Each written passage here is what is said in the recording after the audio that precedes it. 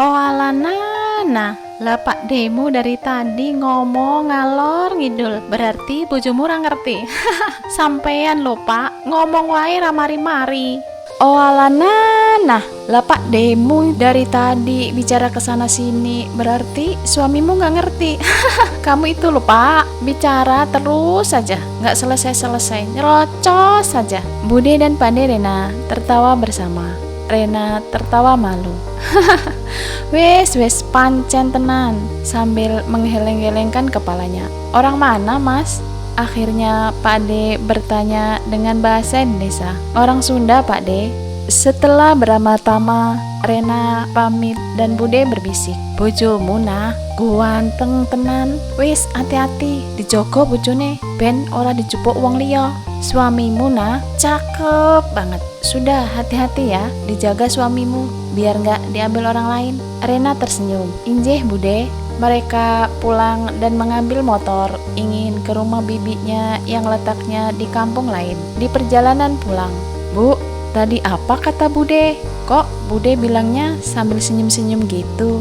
Nurman penasaran. Gak ngomong apa-apa, cuma nanti jika kembali ke Jakarta, hati-hati. Rena ngeles.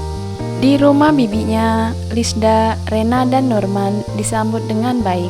Sini Ren, Nur, masuk, perintah Lisda. Mereka duduk di sofa. Suami Lisda, Hamdan, sedang memberi makan ayam di kandang belakang. Mas, ada Rena dan suaminya. Lisda sedikit berteriak di pintu belakang. Lisda kembali ke sofa dan membuka makanan yang sudah tersedia di toples di atas meja dan membalik air mineral gelas menyuguhkannya di depan Rena dan Nurman. Hamdan datang dan beramah-tamah dengan mereka. Enak gak di Jawa? Panas ya?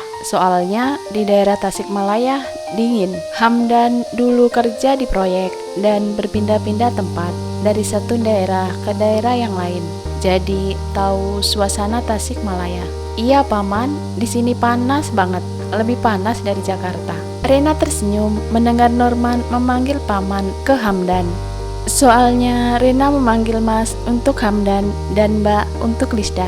Karena saat bule Rena tersebut masih gadis, semua keponakan memanggilnya Mbak, termasuk Rena yang saat itu masih kecil, dan panggilan Mbak itu berlanjut sampai bulenya menikah, bahkan sampai sekarang. Mbak Lis, Danu kemana? Kok nggak kelihatan? Sudah kembali nah ke kosannya, kan dia kuliah. Danu anak pertama mereka, seumuran Norman yang kecilnya diasuh oleh Rena. Cuma izin 2 hari dia nah, pas nikahanmu itu, terus balik lagi. Hamdan memperjelas. Oh, kirain lagi liburan semester, apa belum UAS? Norman hanya mendengarkan mereka mengobrol. Belum UAS Diana, Senin depan UASnya. Ya udah ya, terusin ngobrolnya sama Mbak Lis saja ya. Aku mau lanjut kasih makan ayam. Hamdan pamit dan menuju ke belakang rumah. Piye ngajarmu nah? Katanya ngajar di banyak tempat. Apa nggak capek? Lisda bertanya karena merasakan capek kalau ngajar di 2 sekolahan. Lisda sudah PNS dan mendapat tugas mengajar olahraga di 2 sekolahan sekaligus. 3 hari di sekolah satu dan 3 hari di sekolah satunya lagi. Capek sih Mbak Lis, tapi gimana lagi? Sudah terlanjur, ya jalanin saja. Rena berbasa basi. Ya sudah, pokoknya dijaga kesehatannya. Ya Nur ya, perhatikan istrimu, jangan sampai kecapean. Lisda memberikan nasihat ke Norman. Iya Bi, jangan pulang dulu, situ tiduran atau lihat TV. Tuh, nah remote-nya nyalain aja. Lisda melarang pulang terlebih dahulu ketika Rena ingin pamit pulang. Akhirnya Rena dan Norman nonton TV sambil tiduran di kasur depan TV. Sementara Lisda ikut ke belakang rumah membantu suaminya. Ketika dalam perjalanan pulang dari rumah Lisda, Rena bertemu teman SD sekaligus SMP-nya. Nah, berhenti dulu! Teriak Rian dari motornya agar Norman berhenti dari mengendarai motor dan mereka pun menepikan motor di pinggir jalan. Rian, ada apa?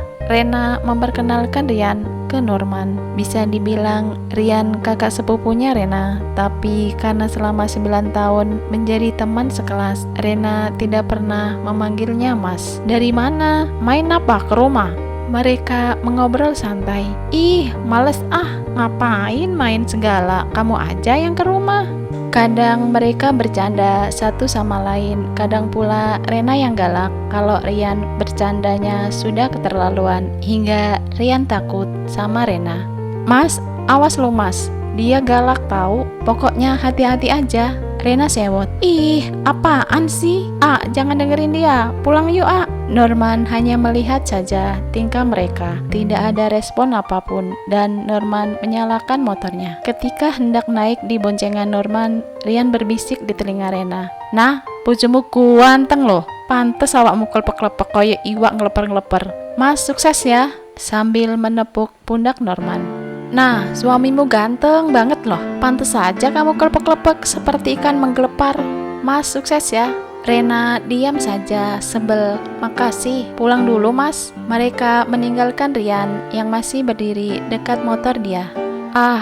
Norman kok diem saja, tidak cemburu ya? Kemarin dia romantis banget. Memang sih belum ada cinta di hatinya. Ya Allah, tumbuhkanlah cinta di hatinya hanya untukku.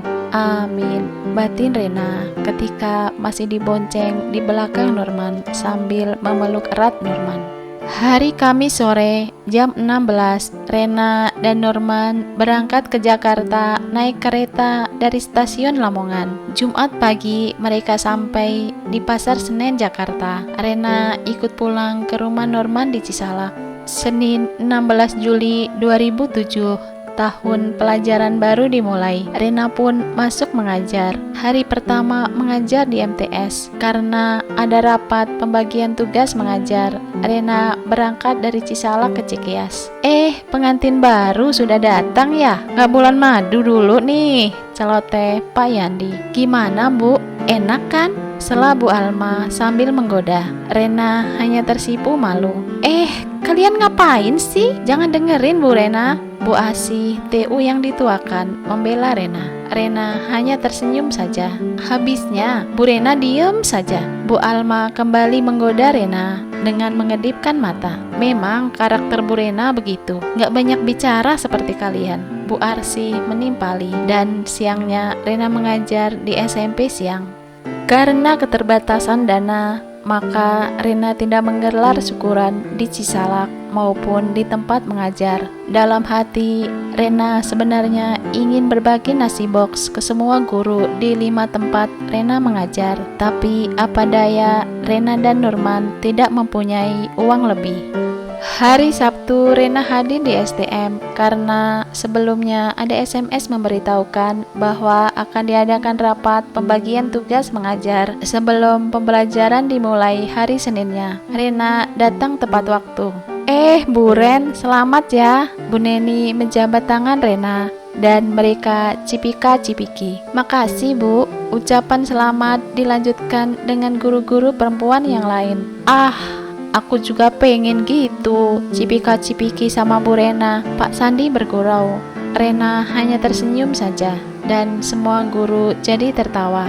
Kepala sekolah memberitahukan kepada guru-guru agar menempati ruang kelas sebelah kanan ruang guru karena rapat akan segera dimulai. Semua guru berjalan ke ruang tersebut. Tiba-tiba ada yang memegang tangan Rena. Rena kaget. Novel Islami, novel religi Kala Cinta Itu hadir, bersambung ke bab selanjutnya.